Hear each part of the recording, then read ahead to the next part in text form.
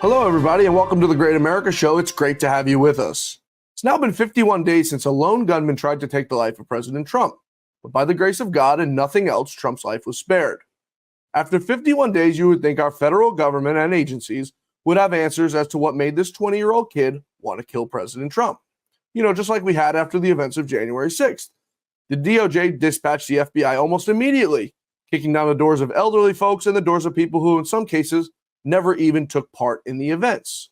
So why is the FBI dragging their feet on perhaps the most important investigation in this nation's history? We don't know the motivation of the shooter, what radicalized him, what he told and who he told before he tried to kill Trump, or perhaps the one that has puzzled me the most for the almost last 2 months, why the shooter is the only person in the world who has no digital footprint right now. No social media, no nothing. Highly peculiar, I would say. While the FBI drags their feet and continues to be dishonest to the American people, we could sleep at night knowing our CIA is hard at work. Just this past week, they came out to brag that because of their work, they foiled a planned terrorist attack at a Taylor Swift concert in Vienna earlier in August. The attack ultimately never happened as 3 teenage men were arrested before they could strike. Any day a terror attack is foiled is a great day for the world, but when are we going to get serious about what's going on here at home? To take all this up and the threats that we face right now as a nation and looking towards November, I asked Russ Tice to join us today. He's a former NSA Senior Intel Analyst, and he's also a whistleblower.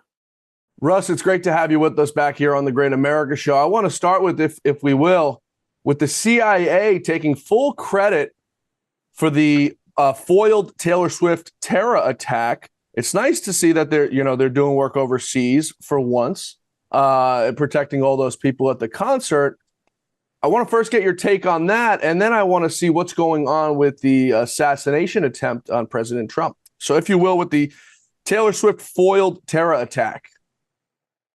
Well, if that's the case, and there was some, multiple expectation by terrorists of killing an awful lot of people, that's a wonderful thing. But, we're to the point now where you have to wonder whether this isn't one of, they're following the FBI's lead, where they create their own terrorists, their own capabilities, the wherewithal to do so, and then at the very end come in to save the day, like the fireman who lit the fire that comes to put it out to be the hero. But if this is true, it's a good thing that they've done their job, and kudos to them if this is true. And it's sad that I have to say if this is true. Right, and I mentioned before, it's nice to see that they're finally doing work overseas like they're supposed to be doing. Is that correct? That's where they're supposed to operate, is overseas. That's when I interact with CIA, I normally do it when I'm overseas, and a whole lot, actually too much CIA in my opinion, but I could tell you some stories about CIA folks, but we don't. Yeah, we saw them monitoring President Trump for the last, we'll say since 2015. So like I said, nice to see that. Let's turn into now the assassination attempt on President Trump. It's now a month later. We still don't know a lot of things about this 20-year-old kid. We've seen pictures released today, or rather this week, of 2 man-made explosives in the trunk of his car and the rifle that he had used to take that shot at President Trump. It looked like there was a red dot sight on top. Highly peculiar to me that, just days after the Taylor Swift terror attack plot, we know everything that's going on. And a month after possibly the second most powerful man in the world right now, we really don't know anything about this 20-year-old shooter, his whereabouts, who he was talking to, who he was in communication with, overseas accounts that are alleged to have been existent. Your thoughts on that, Russ? Well, we literally talked about this the day after, so a lot of the information we hadn't known at that point. But we know a lot. We still don't know a lot. We still don't know, but we know some things. For instance, well, we know that he supposedly built a pretty technically oriented bomb. Where did he get that technology? You just don't pull that out of your caboose. We know that he had supposedly 3 overseas accounts, possibly bank accounts. There's some very odd things. One thing, and that he registered as a Republican. I find that to be very interesting, being that his father is a Democrat or independent. I think his mother is independent. His sister, I think, is a Democrat. I find that to be interesting, and that his whole entire social or supposedly non-existent social, interactions on the different, Twitter and what have you. I find for a 20-year-old, I find that to be nearly impossible these days. But the one that I find very interesting that's happened recently is the fact that the body was cremated very quickly afterwards, and the blood and everything on that white roof was washed down and scrubbed up very quickly after the fact. Well, I'll give you one reason why that may be the fact or the case. It's called blood. You can tell an awful lot with toxicology with the blood. Now, I assume they're going to do an official toxicology. Is that going to be the FBI that does the toxicology report? Yeah, right. So I imagine they do not want an independent toxicology report, and I'll tell you why. Because the CIA has the capability, and the CIA has been into drugs for a long time, and they have the capability to come up with some special cocktail exotic drugs that can basically kind of dement someone's mind, and then they can coach them over a certain period of years to do their bidding or to do some nefarious act. Now, I'm not sure if you've ever saw the movie, I think it was called Telephone, but it was with Charles Bronson, I think. But basically, the premise is that you brainwash a bunch of people to commit terror attacks, and they're U.S. citizens, and with some kind of trigger word. And I think they used a Robert Frost poem that about the snow in the woods or something like that. I think I wrote the woods are lovely, dark and deep, but we have promises to keep. And miles to go before we sleep. That's in the movie. That's when they hear that on the phone. Then that's their key to go off and do what they've been brainwashed to do, not even knowing that that's Hollywood, but literally CIA has drugs that do that kind of stuff. And you know what? To your point, Russ, that's interesting because we haven't heard from any of his friends. We haven't heard from any of his family members. Now, they're probably under the advice of counsel not to say anything right now while it's an ongoing investigation. But if someone were to do something like this, it's very rare you get away with, it not being picked up somewhere, right? And no 20-year-old kid has the capability to do this on his own. I mean, if I look back now what I was doing as a 20-year-old, then I could barely tie my shoes. I was in college and getting drunk every weekend and just doing college things or working in the summers, and it just seems impossible to me that a 20-year-old kid could come up with this by himself. Those bombs that for anyone could go see, the FBI released the images this week. Very sophisticated bombs. It looked like one of them was in an ammo tactical box, which was presumably had some sort of explosive in it once it was opened and triggered. But I mean, going back to what you said, everybody leaves a digital footprint somewhere. I mean, I've been subject to subpoenas and lawsuits many times, man, and they've taken my phones, and I found things in there that I didn't even know existed. For someone to not have as much as a Facebook, an Instagram, even an undercover Twitter account, which seems to be a lot of people are doing these days, both on the right side and the wrong side, people who want to put out tweets and stuff and not let their political opinions be known. And then there's also people who are doing malicious things under accounts, whatever. That is the most troubling thing to me. And still we hear nothing from the FBI. You're right. When I was 20, I was playing football, studying for, my studies in school and chasing girls, right, and drinking beer. So, right. It's in the overseas account thing. I think is very interesting, and I'll tell you what I think.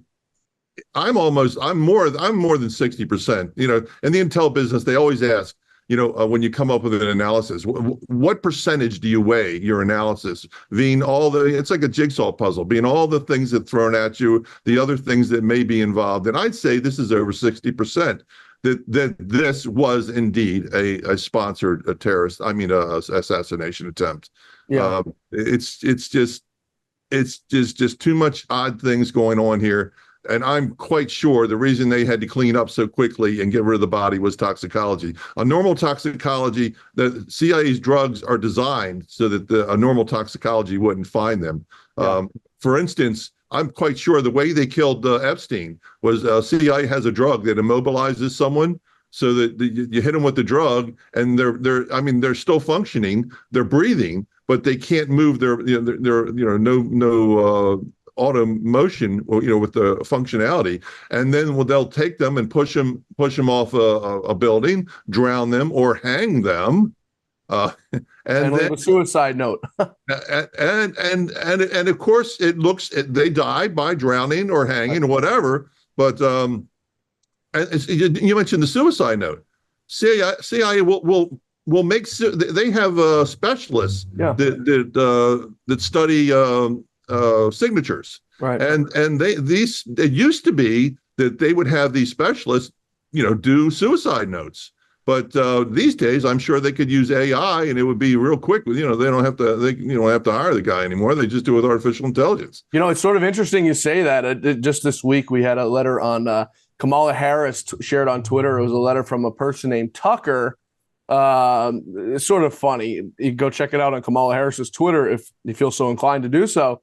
She put out this letter about, someone named Tucker talking about gun control, saying they agree so much on so much. Anyway, the whole gist of it was to make it look like the letter was sent from Tucker Carlson. Just a day later, I guess Kamala, not realizing Tucker's humor capability, Tucker put one right back at her, signed from Kamala. Pretty funny. Russ, I want to take a quick break here. When we return, the NSA is set to debut a podcast to boost public awareness of classified missions.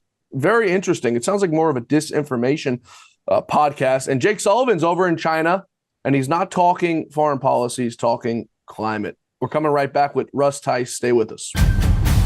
We're back. We're talking with former NSA Senior Intel Analyst and Whistleblower Russ Tice. And Russ, right before we went to break, we were talking about what maybe some would call a conspiracy. But, for everyone who lamented over that quick commercial break and said, what the hell is Russ and John talking about? Are they crazy, that the CIA, the NSA would do this? Folks, just so you know, without saying too much, Russ was in the NSA for years. He knows all the things this country is capable of doing and things that they have done. Not that he shared anything with me in full disclosure, but just imagine what Russ has seen over the years at his years at NSA. And we'll leave it with that. Russ, I want to turn to the NSA debuting a podcast to boost public awareness of classified missions. From an agency that's put out so much disinformation, what are your thoughts on this? Well, remember, when they were trying to justify all their domestic spying, they were saying originally, General Alexander said there's they've thwarted 55 or something, terrorist attacks. And then when their feet got put to the fire, it came down to one, I think. And ultimately, that one could have easily been thwarted with your normal gumshoe investigation type techniques. So it's this is another, NSA's done this before. I've seen some of these puff interviews that have been done in the past where they invite people in to see the NSOC and the different wonderful things that they have at the fort. NSA was at Fort Meade. We just call it the fort. And the press goes, oh, how wonderful. And then now they're going to say, yes, we do things overseas. Most of what I did was overseas, and I can't talk about most all of it. But so that's NSA's job. Yes, we go, we do things, we plant things, we just destroy. What do you mean by that? We set little, we do interesting things that I can't talk about. Well, you can't tease the audience like that, Russ. Yeah, it's people are going to start to think that the NSA does bad things to American people by you saying things like that. The whole idea is to do these things. So, if I really hated your guts, John, and first of all, I'd make your fiance think you're cheating on her. You might be doing me a favor. Perhaps. Then I'd make your girlfriend think you're cheating on her too. By the way, bigger favor.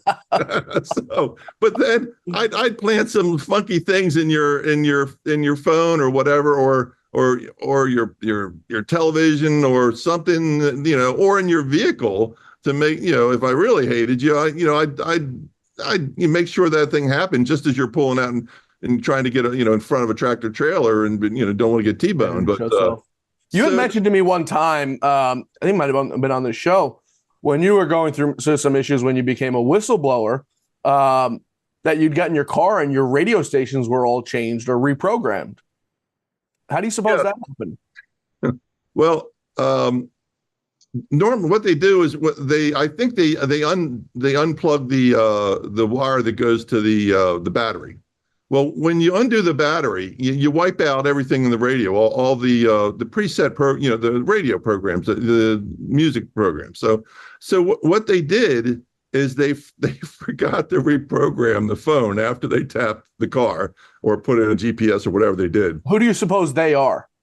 I think that was NSA that did that one. I'm pretty sure that was NSA. Your former coworkers, huh? Yeah, and you know what I did? I sent an email to myself and I said, "Damn it, you morons! You forgot to put in my preset programs." And they broke a knob on my radio. I said, "I want the knob fixed and I want my programs back." And guess what? 2 days later, everything was fixed. Oh my God! It's some just crazy nonsense. I could tell you stupid FBI stories all day long, but we don't have time for that. But see, that's why when I mentioned to when we came out of commercial break that everyone needs to have an open mind, whether it sounds like conspiracy or not. There's some truths to it. I think since 2015 we've learned a lot about what the government can do, what they did to President Trump, and what they've done down the line over the course of the last 9 years to our own American people. It's truly a disgrace. I want to turn to some news overseas. Jake Sullivan over in China right now, of course, or maybe he's auditioning for his next job. Seems to be the what people do these days when they get ready to leave office. He's over there to talk about a climate crisis and not unduly cut trade with China in talks with Beijing. What is going on? Why are we sending Jake Sullivan over to China in the first place? The guy really doesn't know. I'll refrain my language here, but he really doesn't know much. Well, I think this is probably a classic butt kissing exercise. This is, we want to be friends. We want to have trade. And by the way, when I get out, I want to have a schmoozy job making right. $500,000 or something like that. So, I still believe that we have one window left, and that's in the middle October till towards the end of November. If China's going to invade Taiwan, they have to do it before the monsoon season starts in December. So, and I'm sure they do not want to face President Trump toe to toe. They don't want to go toe to toe with President Trump. Well, the issue with going toe to toe with President Trump is, I think, since President Trump has left office in January of 2021 rather, I think he's lamented on some things he didn't do so right with China, and obviously the big thing being not holding them accountable for sending over the China virus, which now seems like it was probably on purpose and man-made, not out of a lab from rats or dogs or whatever they said, anteaters or whatever animals they said from the wet market. So, I'm not so sold that China's going to do anything. I think even if they were to do it before the November election, you still face the prospect of President Trump coming in and airing out all his grievances that he's had with China, for the last years that he's had to think about. What are your thoughts on that? Well, Xi Jinping's not stupid. He knows that President Trump is tough. He knows that the first thing that's liable to happen are sanctions because they put so many restrictions on when we try to sell our own products in China. Right. A lot of companies have found out that it's not so lucrative dealing with China. Right. So, and he wants to make a name for himself before it's time for him to go.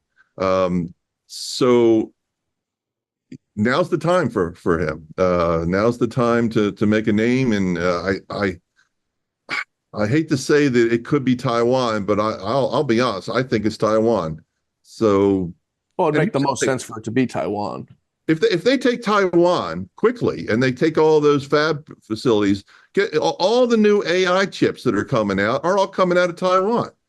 China would control 91% of all semiconductor production in this country, and basically they would have the world by the short hairs. And it's ultimately we'd all have to capitulate because we need a chip to run our car, we need a chip to run our alarm clock, and every other the thing that we use on the planet these days. So it's, you know, I think the most recent thing is somebody looking for a job and basically you know, shining their shoes for them. We're going to take a quick break here. We're talking with Russ Tice, former NSA Senior Intel Analyst and Whistleblower. Russ, when we return, on the other side of the world, we have another war, and it's in Ukraine with Russia. Poland just announced they've approved a record military budget for 2025. What do they know that we don't know? We're taking a quick break here. When we return, we're coming back with Russ. Stay with us. We're back. We're talking with former NSA Senior Intel Analyst and Whistleblower Russ Tice. Russ, right before we went to break, we were talking about Poland approving a record budget of nearly $49 billion for their military for 2025. Poland borders Ukraine. Ukraine's in a war with Russia. What do you see when you see Poland doing something like that? We start to see the elements of an escalation here. You know, we're looking at potentially Russian and Belarusian troops massing to the north. Poland countering that to their west. We're talking about lobbing, you know, our missiles, you know, 300 to 400 miles into Russia from Ukraine. Yep. You know, they all have USA stamped on them, and now we have F-16s that are floating around. I'll bet you dollars to donuts too that those pilots that are piloting those F-16s are bred right here in the United States, even though they might be wearing Ukrainian uniforms. They're not Ukrainians. They're our guys. So this is getting ugly. Now, some people say this is just the means to negotiate with a better standing with Putin.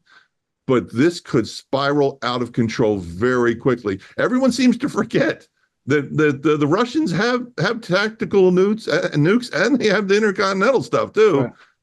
We're playing with fire here, and this is all bad news.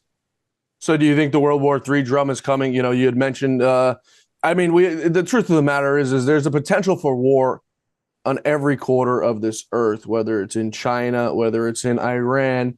We've got one in Russia and Ukraine. We've got one in Gaza and Israel. I mean, do you think the World War III drum is intensifying? If you think so, why? This all comes down to one question. Does President Putin want to take over everything that he had in the Iron Curtain in the East Bloc, and then wipe into everything into, you know, France and Germany and Spain and Portugal and Belgium and Netherlands and, you know, the whole kit and caboodle? I say the answer is no, he does not. They want to be respected. You know, basically with Ukraine, we thumbed our nose at them and we said, you know, okay, we're going to consider Ukraine into NATO. And so many years ago, when the Soviet Union was falling apart, we promised the Russians that we would not move 1 inch further east with NATO, and we lied. We plain lied. Now the Russians. That's an important point, Russ, because that's one that you don't hear on the mainstream media, and everyone who's wearing their Ukraine American flag pins. You know, there's people who are saying it's, you know, completely unjustified or whatever. But what you just mentioned is a very, very important point for everyone listening. Well, you know, not only that, but the Russians tend to be paranoid. I mean, think of what happened with the Golden Horde and the Mongols. The Swedes invade, the Poles invaded Russia. Then you had Napoleon, and then of course Adolf Hitler. So, you know, it's not like they don't have a little bit of a background where they're maybe justified to be just a tad paranoid. And you got to understand, anytime you're dealing with anyone, you have to understand who you're dealing with. And some of these people in the State Department, and our military, I don't think they have a clue of who they're dealing with or take the time to find out. Right. We've done billions of dollars into this place in Ukraine. What we've got for it to show, not much. I mean, they're losing the war. We've heard numerous times they were winning the war. It was going to be over shortly. I mean, now after all this time, it's still going billions of dollars later. I guess at what point does it stop? I want to turn to another place in Europe, and that's France. Telegram CEO Pavel Durov apparently declined in 2018 to move the headquarters of Telegram into Paris. 6 years later, he's arrested in France, held on €5 million bail for failure to, we'll say, censor on his platform. What does this sound like, Russ? Well, I think that tells us that the deep state is not just the deep state in the United States. This is a global deep state. Right. This is the guy that Hans whatever his name is, who looks like a James Bond villain, Klaus. What, I forget his name, but this is basically they want a global control capability, and they want total censorship of everything on the globe. Yep. And the Europeans are lockstep apparently with what's going on with this. And I'm certainly you see some vestiges of Europeans saying enough is enough.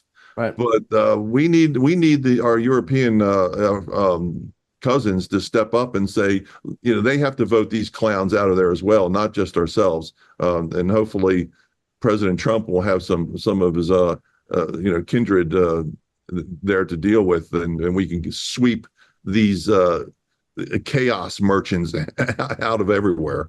Yeah, there's a reason why Elon Musk is hated by the enemies. We'll call them the enemies, the Emmanuel Macrons of the world, the Joe Bidens of the world, the Kamala Harrises of the world. It's because they're a threat to these people for the exposure of all the wrong that they've done. And I think it's slowly starting to come out now, whether it be Andrew Tate being indicted multiple times and still haven't found guilty of it, or the founder of Telegram, or the multiple attacks against Elon Musk here in America by the SEC, or against Elon Musk in Brazil.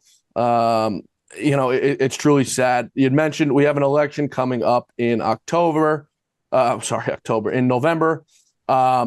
McConnell is apparently in the Senate moving to silence and get rid of the SAVE Act, which was the Voter Integrity Act that was passed by the House of Representatives, opening the door to illegals voting in the elections. What do you expect come November 5th with Donald Trump and Kamala Harris? And if Kamala is to win, what does that mean for the world?